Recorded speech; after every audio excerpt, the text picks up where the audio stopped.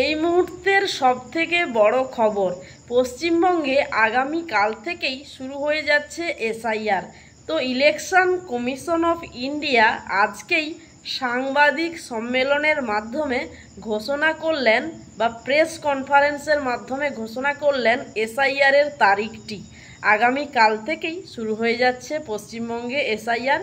কেবলমাত্র পশ্চিমবঙ্গ নয়, এর সাথে আরও 12টি রাজ্যের একসাথেই হবে এসআইআর। তো আজকের এই ভিডিওর মাধ্যমে আমরা বিভিন্ন ধরনের প্রশ্নের উত্তর বা বিভিন্ন ধরনের তথ্য সম্পর্কে বিস্তারিত আলোচনা করব।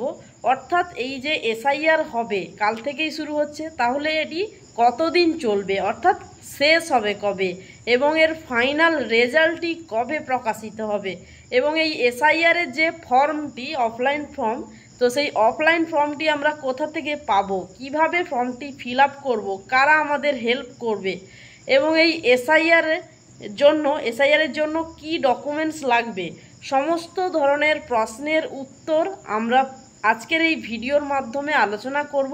তাই অবশ্যই ভিডিওটি প্রথম থেকে শেষ অবধি দেখার অনুরোধ রইল, এবং আপনি যদি আমাদের চ্যানেলে নতুন সদস্য হন তাহলে অবশ্যই চ্যানেলটিকে সাবস্ক্রাইব করে আমাদের সাথে যুক্ত থাকবেন। কাল অর্থাৎ 28শে অক্টোবর থেকে শুরু হচ্ছে এসআইআর। 12টি রাজ্যের একসাথে শুরু হচ্ছে এসআইআর। এর মধ্যে রয়েছে পশ্চিমবঙ্গ, উত্তরপ্রদেশ, ছত্তিশগড়, মধ্যপ্রদেশ, রাজস্থান, আন্দামান নিকোবর, পুদুচেরি, গোয়া এবং কেরল, গুজরাট, তামিলনাড়ু এবং রয়েছে লাক্ষাদ্বীপ। টোটাল এই 12টি রাজ্যের একসাথে শুরু হচ্ছে এসআইআর। নির্বাচন কমিশনের নির্দেশ অনুসারে বিএলওরা প্রতিটি বাড়িতে বাড়িতে যাবে এবং সেখানে ফর্ম দেবে 4ই নভেম্বর থেকে 4ই ডিসেম্বর পর্যন্ত, এবং প্রতিটি বাড়িতে 3 বার করে তারা যাবে, যাতে কোনো বৈধ ভোটারের নাম ভোটার তালিকা থেকে বাদ না হয়। তো আজকের ভিডিওতে এবারে দেখুন যে কবে থেকে কবে পর্যন্ত ডেট রয়েছে। কাল থেকে শুরু হচ্ছে এসআইআর। তো এসআইআরের ফর্মটি প্রিন্টিং এবং বিএলওদের ট্রেনিংয়ের কাজ শুরু 28শে অক্টোবর অর্থাৎ কাল থেকে 3রা নভেম্বর পর্যন্ত, এবং বিএলওরা বাড়ি বাড়ি গিয়ে ফর্মটি জমা করবে এবং এক্ষেত্রে বিভিন্ন ধরনের তথ্য সংগ্রহ করবে 4 নভেম্বর থেকে 4 ডিসেম্বর পর্যন্ত।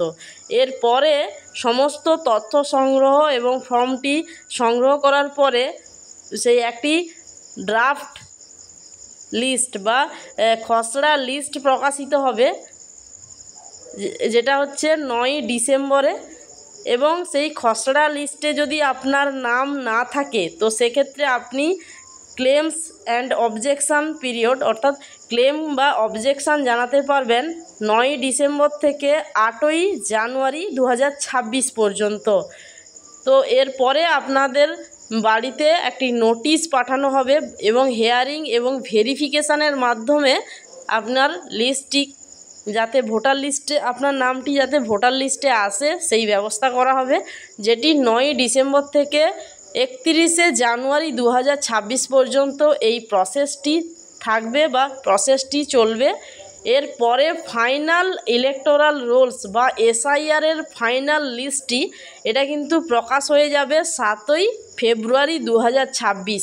অর্থাৎ তাহলে পুরো প্রসেসটি কতদিন চলছে, পুরো প্রসেসটি হচ্ছে তোমার আগামী কাল থেকে অর্থাৎ 28শে অক্টোবর থেকে 31শে জানুয়ারি পর্যন্ত এই এসআইআরের ভেরিফিকেশানের কাজ হবে এবং তার ফাইনাল লিস্টটি প্রকাশিত হবে 7ই ফেব্রুয়ারিতে।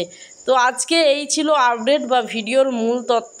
ভিডিও ভালো লাগলে অবশ্যই লাইক করবেন, চ্যানেলে নতুন থাকলে চ্যানেলটি সাবস্ক্রাইব করে আমাদের সাথে যুক্ত থাকবেন। এখন প্রশ্ন হচ্ছে যে এই এসআইআরে কি কি ডকুমেন্টস লাগবে।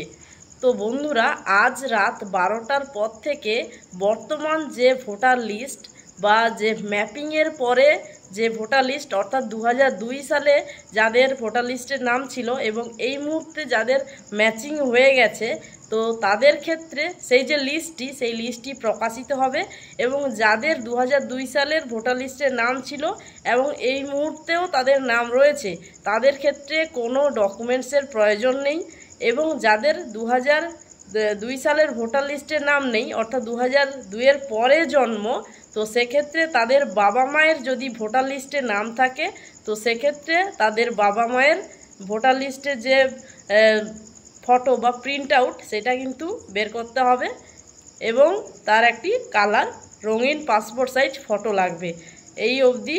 এবং যাদের 2002 সালের ভোটার লিস্টের নাম নেই অর্থাৎ এবং তার বাবা মায়েরও 2002 সালের ভোটার লিস্টের নাম নেই তাদের ক্ষেত্রেই লাগবে 11টি নথি। তবে এই 11টি নথির মধ্যে আধার কার্ড গ্রহণযোগ্য হলেও সেটা কিন্তু নাগরিকত্বের প্রমাণ নয়, সেটা কেবলমাত্র পরিচয়পত্র বা আইডেন্টি কার্ড হিসাবে সেটি গ্রহণযোগ্য। নাগরিকত্বের প্রমাণ বা নাগরিকত্বের জন্য এটি গ্রহণযোগ্য নয়। 11টি নথির মধ্যে কি কি রয়েছে দেখুন। বলা হয়েছে কেন্দ্রীয় সরকার বা রাজ্য সরকার বা রাষ্ট্রায়ত্ত সংস্থার কোনো পরিচয়পত্র, তাছাড়া অবসরপ্রাপ্তরা পেনশন পেমেন্ট অর্ডার দেখাতে পারেন। 2 নম্বর রয়েছে 1/7/1987 এর আগে সরকার, স্থানীয় কর্তৃপক্ষ, ব্যাংক, পোস্ট অফিস, জাতীয় বীমা নিগম বা LIC তো এই রাষ্ট্রায়ত্ত সংস্থা থেকে দেওয়া কোনো পরিচয়পত্র বা শংসাপত্র নথি। এরপরে রয়েছে উপযুক্ত কর্তৃপক্ষ দ্বারা জন্মের শংসাপত্র বা বার্থ সার্টিফিকেট।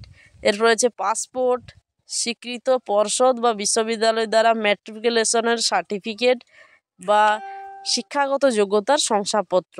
এরপর রয়েছে রাজ্যের দেওয়া স্থায়ী শংসাপত্র, বনভূমি অধিকার শংসাপত্র এবং রয়েছে তপশিলি জাতি বা উপজাতি কোনো সম্প্রদায়ের জাতিগত শংসাপত্র। এরপরে রয়েছে জাতীয় নাগরিক পঞ্জি বা NRC এর নথি।